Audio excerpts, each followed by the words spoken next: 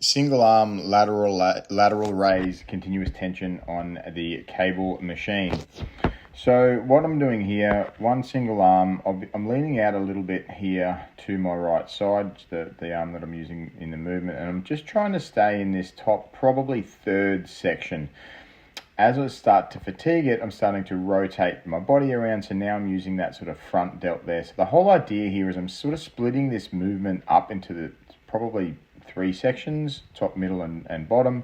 But then as I'm staying in this top section, I'm actually moving my body around to try to get all of the bits of that delt. So come back to that midsection there. Can't really get the rear delt here yet. I'm going to get to that at a little bit of a later date. That's really starting fatigue. I can't quite hold that up anymore.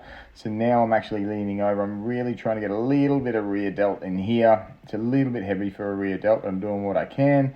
So come back up, move around, trying to keep my arm up as high as I can. I can't quite keep it up all the way anymore, so I'm doing this sort of mid-section. Now I'm right down to the bottom section. My arm's in front of me, getting this front delt happening. Now I'm going to turn around to the side, try and get a little bit more. I'm probably going to lean over a little bit here in a minute when I'm completely fatigued, just to try and get something out of that rear delt.